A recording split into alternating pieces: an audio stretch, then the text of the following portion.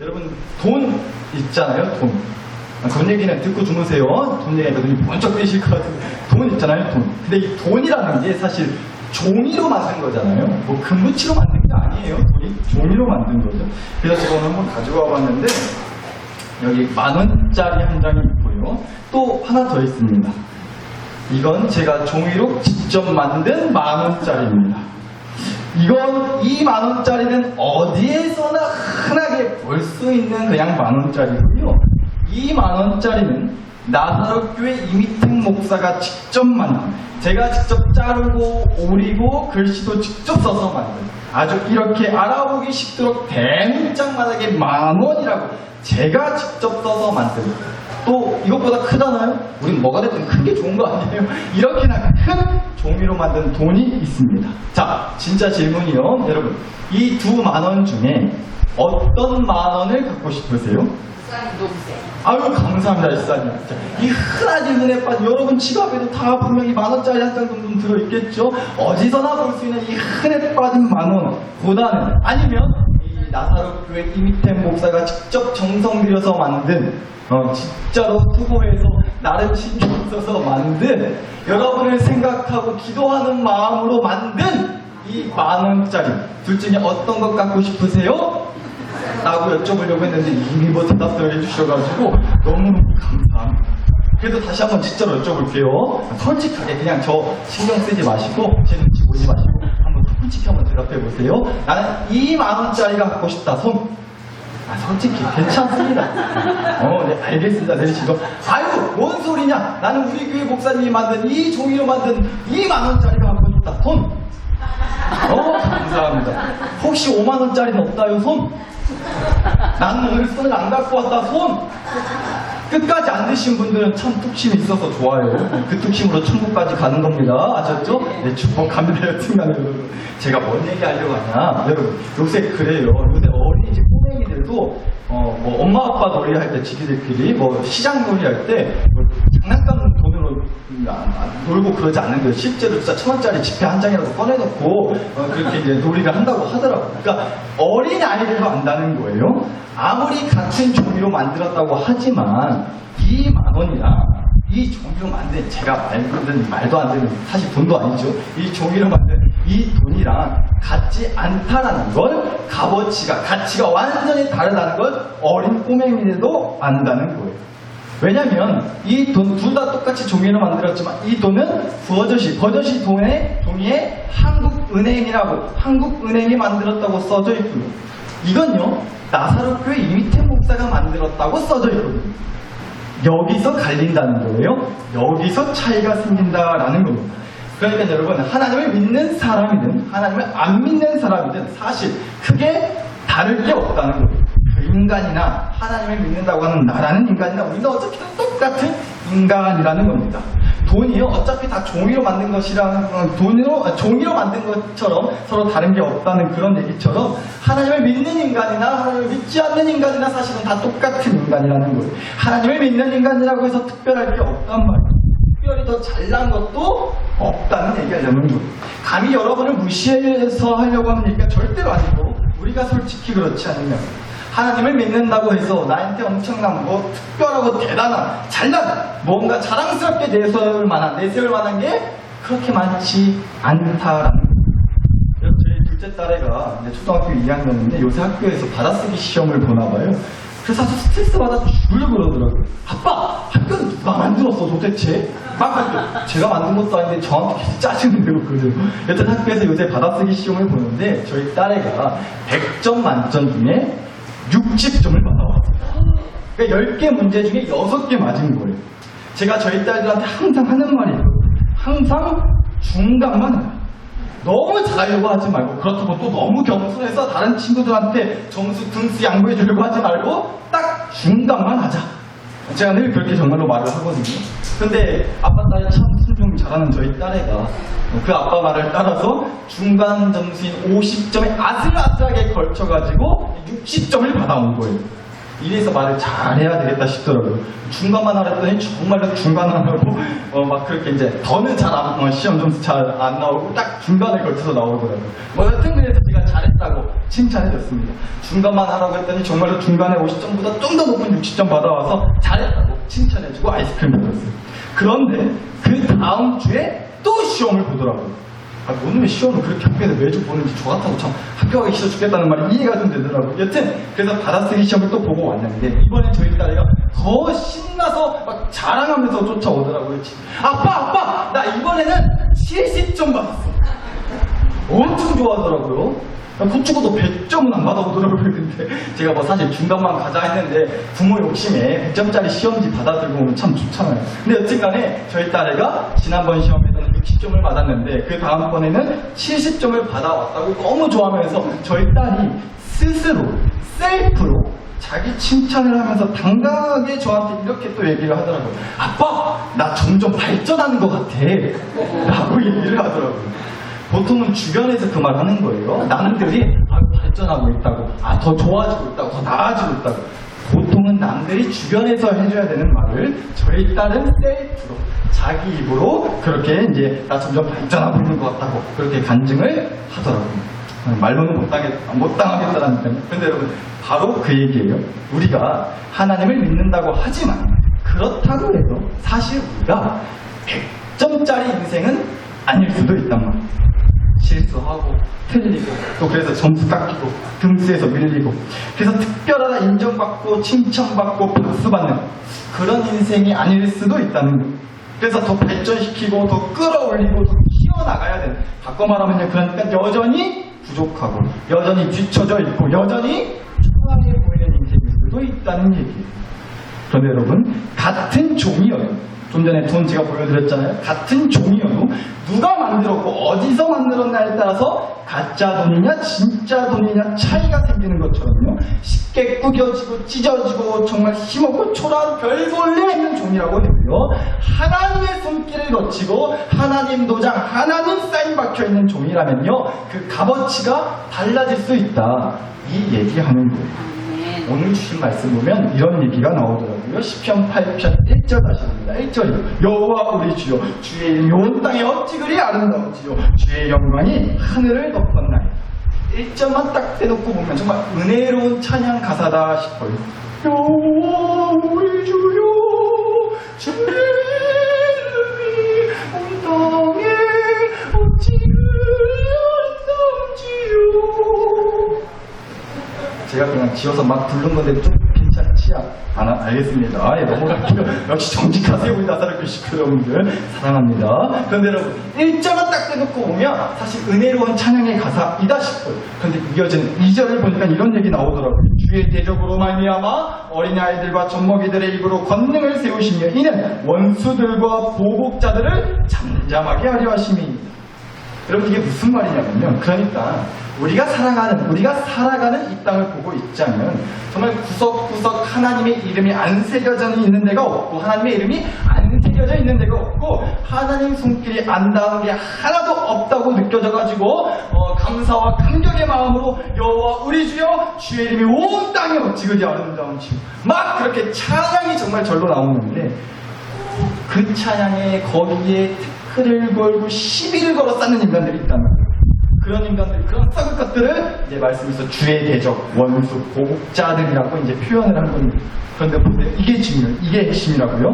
걸핏하면 그렇게 나의 믿음을 팍팍 끌어들고 나의 그 은혜 충만한 찬양을 흥얼거리는 내 입을 확 틀어막아 흘려드는 그 대적과 원수들, 보복자들, 그 썩은 것들을 하나님께서 누구의 입을 통해 깨갱하게 만드신다고요? 어린아이들과 젖먹이들의 입을 통해서 그렇게 하신다는 거예요. 이게 핵심이에요. 그러니까 하나님의 방법은 이렇다는 겁니다. 힘있는 사람을 들어쓰지 않으시겠다는 거예요. 머리 좀 컸다고 이제 세상 물정 좀 안다 싶은 나이 먹은 어른의 입술을 빌리지 않으신다는 거예요. 아무것도 모르고 철딱선이 없고 그냥 사탕 하나만 물려줘도 혈을 좋아 죽는 그런 어린아이를 들어쓰신다는 거죠. 엄마가 물려주는 젖이 아니면 혼자 힘으로는 한 끼도 챙겨 먹을 수 없는 그런 젖먹이 아기. 똥 싸고 오줌 싸고 싶을 때 마음대로 싸버리고 얼른 기저귀 갈아주라고 처리해달라고 불고 떼쓰는 것밖에 할 줄 모르는 그런 젖먹이 어린아기. 하나님은 바로 그 젖먹이 아기의 울음소리를 들어서 일을 하신다는 거예요. 여러분, 이제 얼마 안 있으면 추석 명절이잖아요. 특히나 우리 할아버지 할머니 성금인데 명절 때면 자식들이 다 오죠. 그런데 여러분, 자식들만 오나요? 자식들과 함께 누가 딸려와요? 손주들이 같이 오잖아요. 자, 질문 드려볼게요. 여러분, 우리 할아버지 할머니 동생들 특히 자식들이 반가우세요? 손주들이 반가우세요? 대답이 시원찮은 거 보니까 알겠네요. 자식이고 손주고 다 필요 없고 용돈 보내주는 거. 그게 제일 반갑다. 아멘? 네, 그쵸. 제가 여러 번 말씀드렸잖아요. 성경 말씀은 정말로 안 외우셔도 되는데 여러분 갖고 계신 통장 계좌번호는 어지간하면 좀 외우시라고. 농협 356-0744-270823. 안 외우셔도 돼요. 이건 제 거 통장 번호니까. 농협 356-0744-270823. 안 외우셔도 된다고요. 근데 한번 따라해서 해보실까요? 농협 356-0744. 맞아, 이거 진짜 안 따라하시네. 맞아, 따라하시라고 정말로 시키면은, 돈에 환장했고, 목사가 돈 뜯어내달라고 소문낼까 싶어서 제가 맞아하지는 않겠는데, 여러분, 통장 번호는 꼭 외우세요. 통장 계좌 번호는 외우시면 좋아요. 그리고 자식들한테 말씀하세요. 당당하게. 명절날 차도 막히고, 기름값도 많이 들고, 고속도로 톨게이트비도 비싼데, 시간 아깝고 하니까, 내려올 때 생각하지 말고, 그냥 통장으로 그 돈 모아가지고 보태서 계좌이체하라고. 통장 계좌 번호 찍어서 주시고. 죽어라 고생하면서 키우셨는데 그 정도는 당당하게 말씀하셔도 돼요. 아셨죠? 대신 이런 거 교회 목사가 알려줬다고는 하지 마세요. 자식들이 교회 딴 데로 옮기라고 할 수도 있으니까. 지금 솔직히 좀 그렇지 않아요? 우리 할아버지 할머니 성도님들 명절날 자식들이 함께 오는데 자식들이 반가워요? 함께 오는 손주들이 더 반가워요. 제가 여기 또 자식들이 같이 있는 집들이 몇 분 계셔가지고 눈치 보이나 하실지 모르겠는데 아마 그러실 것 같아요. 손주 보는 기쁨이 훨씬 크다고 하실 것 같아요. 물론 당연히 다시 말씀드리지만 최고는 자식들이 용돈 보내주고 이 손주들도 컸다고 용돈 보내주고 다 이득으로 그게 최고긴 하지만 사실 그렇지 않아요. 자식들 오는 것도 너무 좋고 반갑긴 하지만 저는 아직 손주가 없어가지고 그게 얼마나 좋은지 모르겠어요. 그런데 손주 보는 기쁨이 훨씬 크다고 하실 것 같아요. 왜냐면 저희 부모님도 그러시더라고요. 어쩌다 저희 부모님이랑 영상통화가 됐든 그냥 통화가 됐든 전화를 하게 되면요, 저랑 통화할 때랑 저희 딸들이랑, 그러니까 손녀들이죠, 손녀들이랑 통화할 때랑은 목소리가 완전히 달라지시더라고요. 저랑 통화할 때는 아들 그래도 살갑게 반갑게 이제 전화를 받아주세요. 저희 딸들 손녀들 바꿔드리면요, 예원아 뭐 먹고 싶은 거 없어? 갖고 싶은 거 없어? 할머니 할아버지가 용돈 보내줄게. 이렇게 얘기가 확 달라지더라고요. 저한테는 먹고 싶은 거 갖고 싶은 거 안 물어보셨거든요. 그거 많은데 아직도 이렇게 철딱선이 없어지고 있어요. 근데 솔직히 그래요. 근데 뭔 얘기 하려고 그러냐, 우리 하나님 아버지가 또 그러신다는 거예요. 어린아이가 그렇게 좋으신가 봐요. 젖먹이하기가 너무도 좋으시다는 거예요. 근데 여러분 한번 생각해 보자고요. 막 하나님을 찬양하고 막 내가 하나님을 드러내고 막 그러고 있는데 걷다 대고 무슨 하나님 같은 걸 믿냐고, 요즘 같은 세상에. 무슨 말도 안 되는 하나님 교회 그런 말도 안 되는 얘기를 했었냐고, 아직도 정신 못 차렸냐고, 할 짓이 그렇게나 없나고, 교회 같은 데 나가게 막 그렇게 촉을 치는, 간신히 끌어오는 그 믿음의 찬물을 끼얹는 인간들, 그런 말들, 그런 상황들이 있으면요, 그런 상황들이 생기면 하나님께서 어떻게 하시는 게 맞겠어요? 당연히 좀 능력 있고 가진 것도 많고 할 줄 아는 것도 많은 그런 사람들을 데리고 일을 하셔야 되지 않겠냐고. 하나님을 믿는 믿음, 하나님한테 하는 찬양을 무시하는 그 인간들의 꼴 아주 그냥 납작하게 만들어주는 최고의 효과적인 방법은 뭐예요? 돈 많은, 성공했다고 하는, 하나님 믿고 정말 대박났다고 하는 사람들의 입을 빌려서 그 사람들의 입을 통해서 주의 이름이 온 땅에 어찌 그리 아름다운지요, 주의 영광이 하늘을 덮었나이다. 그런 사람들의 입술을 통해 흘러나오는 찬양의 노래가 안 믿는 사람들이 봤을 때 그게 하나님 정말로 살아계신가 보더라고, 하나님 진짜다, 하나님 교회 다니면 하네 라고 하는 얘기를 끌어낼 수 있는 최고의 효과적인 방법이지 않겠냐는 거예요. 그런데 우리 하나님은 누구의 입을 들어서 하나님의 살아계심을 보여주신다는 거예요? 어린아이들, 젖먹이 아기의 입을 들어서 일을 하신다라는 거예요.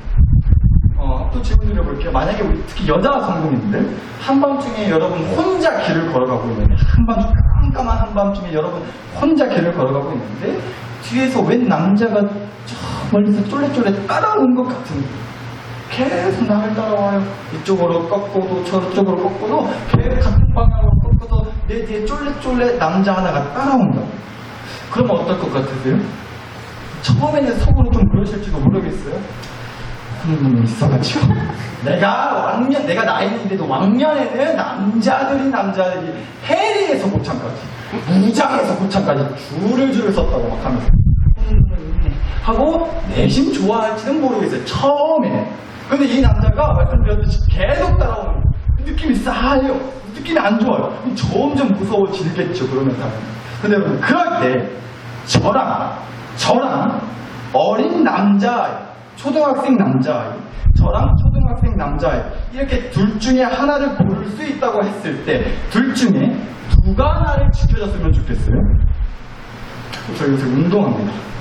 운동이에요, 운동. 네, 지금 제가 힘 조절하고 있어요. 양복 터질까봐. 네, 운동합니다. 여러분이 혼자서 깜깜한 밤에 어두운 밤에 걸어가고 계세요. 뒤에서 남자가 쫓아와요, 무섭게. 그럴 때 저랑 초등학생 어린 남자아이 둘 중에 하나만 나를 지켜줄 수 있다면 누구 고르시겠냐고요? 그냥 나 혼자 갈라요? 하는 표정 드실 것도 같고 설마 혹시 어린 남자아이 고르겠다고 그러신 것 같기도 하네요. 열심히 운동을 하겠습니다. 그렇지 않냐면 하나님도 좀 그렇지 않아요? 하나님 믿는 믿음을 하찮게 보고 막 깎아내리고 무시하는 인간들의 꼴을 아주 그냥 납작하게 만들어버리는데 사람의 입을 들어 쓰시겠다고 하면 좀 믿음의 덩치가 크고 믿음의 레벨이 한 50, 100까지는 되고 전문 용어로 믿음의 짬밥이 하나님 믿는 세월이 한 20년, 30년은 되는 그런 어른 중에 어른, 베테랑 중에 베테랑, 능력자 중에 능력자, 잘나는 사람을 들어 쓰셔야 되지 않겠냐고. 하나님 믿는데 돈도 많고 대박 나고 성공한 사람, 그런 사람들의 입술을 빌려서 멋들어진 간증, 성공 얘기를 막 뿌리셔야 안 믿는 사람들의 코를 납작하게 만들 수 있지 않겠냐. 근데 거듭 말씀드리지만 우리 하나님은 그러지 않으신다는 거예요.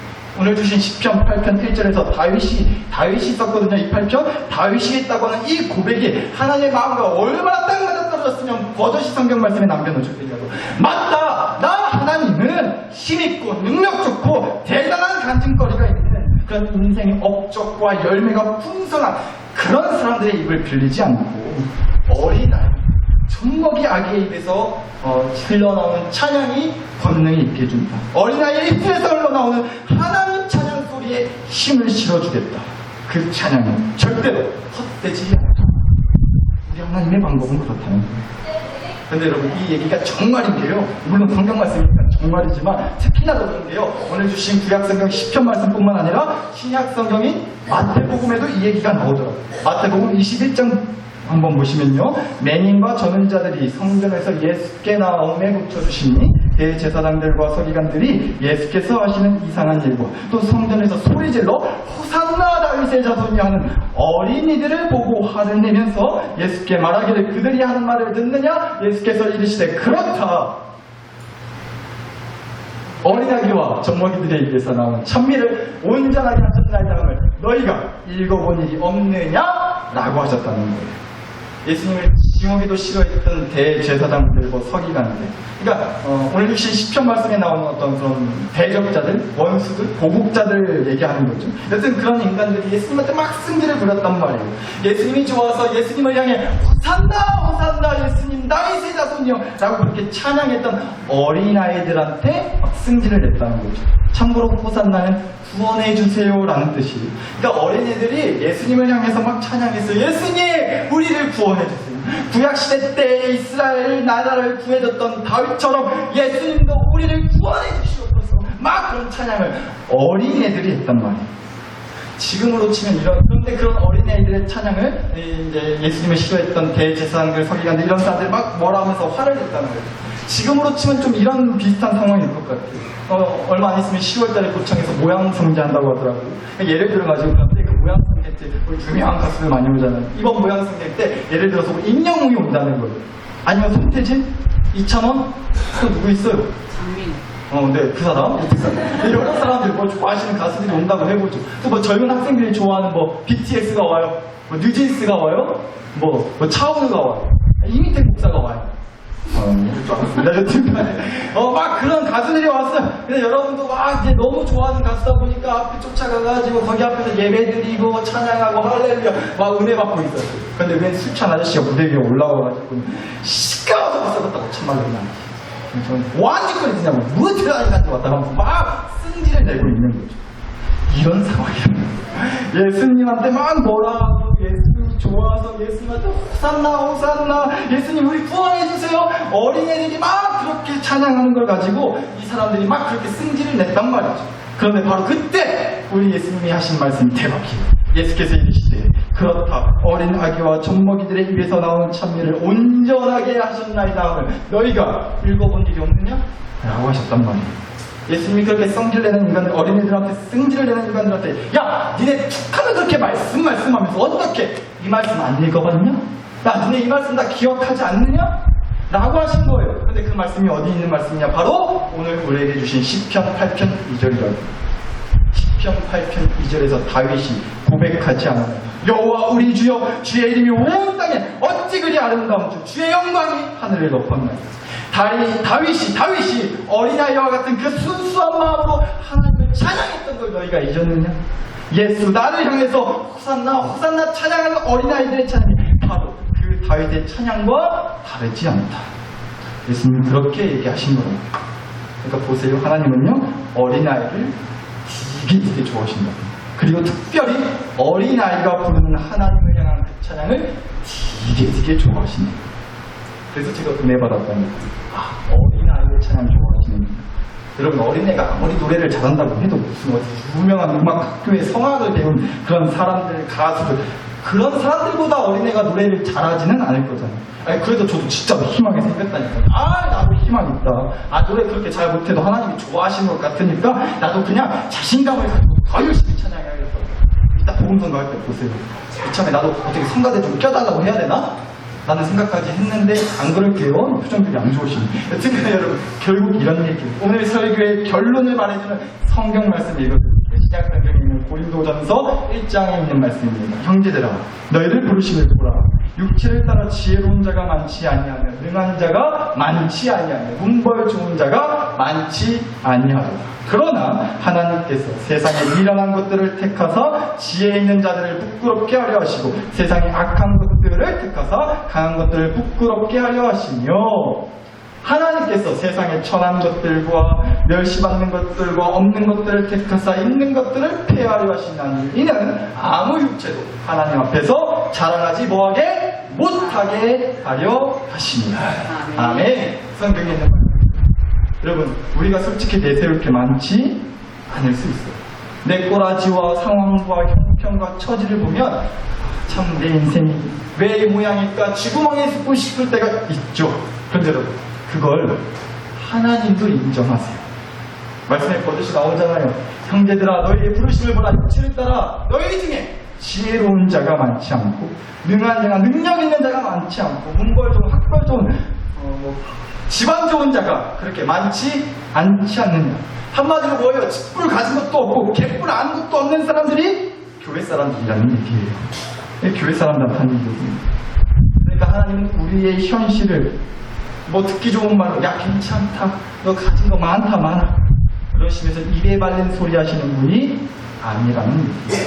그래 희태가 네가 솔직히 잘난 게 뭐가 있냐, 네가 가진 게 뭐가 있냐, 남들보다 머리도 없으면서 제가 말하고 제가 상처받았는데 여튼 하나님은 우리의 현실과 상황과 처지를 오히려 더 솔직하게 까발려 버리신다. 덮어놓고 냈다 위로하시고 막연한 잡히지도 않는 헛된 희망 갖게 하지 않으신다라는 거예요. 그래 너 가진 거 없고 잘난 거 많이 없다. 아주 상처 주는 말 그렇게 콕콕 찌르면서 거침없이 하신다고요 하나님은 우리한테.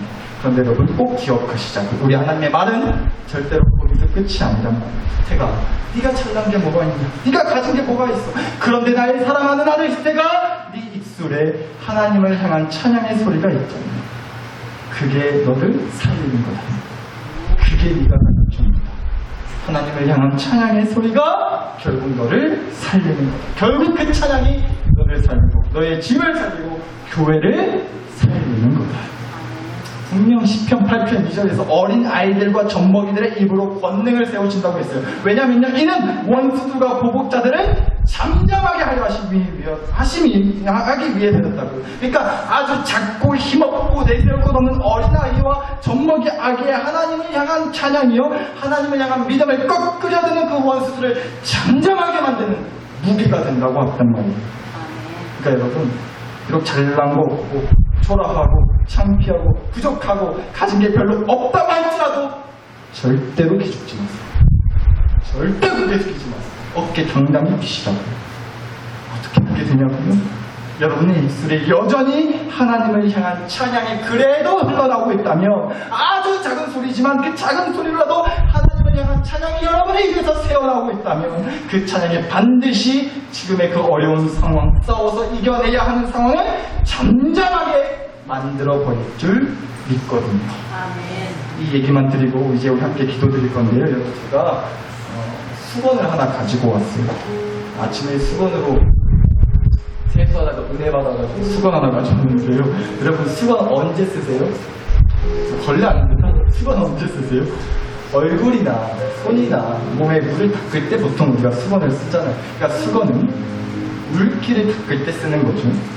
근데 여러분, 적당한 물기는 수건으로 닦을 수 있어요. 그런데 이렇게요. 수건을 이렇게 물에 옹팡 젖어버리면, 수건이 물에 옹팡 젖어버리면 어때요? 이런 수건으로, 물이 이렇게 줄줄 흐르는 수건으로 여러분 몸을 닦으시겠어요? 오히려 물 더 묻어요 지금. 이건 쓸 수 있는 수건이 기회요 아니에요? 아니에요. 사랑하는 넓게 식구 여러분, 그런 것 같아요. 어쩌면 우리 인생이, 우리 영혼이요, 이렇게 물에 완전히 젖어버린 쓸 수 없는 수건같이 느껴질 때가 있는 것 같아요. 초라하고 불편하고 제 기능을 하지 못하는 것처럼 느껴질 때가 있다. 근데 여러분, 하나님은 다르게 보신다는 거예요. 물에 젖은 수건이지 수건이 아닌 건 아니라는 거예요. 하나님은 그렇게 보신다. 세상은, 사람들은, 심지어 내가 나를 볼 때도 무슨 수건이 이러냐면 물에 다 젖어버리지, 걸레로 놨어야지. 더 이상 수건 취급 안 해요. 그러나 하나님은 여전히 쓸 수 있는, 가치 있는 소중한 수건으로 바라봐 주신다는 거예요. 내가 그 물을 확 쪄줘야지. 내가 깨끗이 빨아줘야지. 그리고 따뜻한 햇살에 말려줘야지. 내 수건인데, 내가 제일 아끼는 나의 가장 소중한 수건인데, 하나님이 저와 여러분을 향해서 그렇게 말씀하고 계실 줄 믿습니다. 사랑하는 넓게 식구 여러분, 우리 그 하나님 아버지께 이 시간 함께 이 기도 드렸으면 좋겠어요. 하나님, 저 가진 거 없어요. 저 완전 물먹은 수건이에요. 쓸모없는 수건, 걸레짝 취급받는 그런 볼품없는 수건이에요. 그런데요, 그렇기 때문에 하나님 찬양할 겁니다. 가진 게 없는 제가 뭐를 의지하겠습니까? 누굴 기대하겠습니까? 오직 하나님 아버지만을 의지하고 하나님께만 기대야 이 무거운 수건 같은 인생에 그나마 숨통이 트일 것 같아요. 하나님, 그래서 찬양할 거예요. 새어나오듯 간신히 흘러나온 이 찬양도 하나님 분이 기쁘게 받아주시고, 이 찬양이 내 삶의 원수 같은 문제들, 상황들, 고난들, 아픔들, 죄들을 잠잠케 하는 무기가 되게 하여 주시오. 우리 다 함께 이 기도, 주신 말씀과 은혜를 가지고서 소리내어 주여 한번 부르고 간절히 하나님께 올려드리겠습니다. 주여!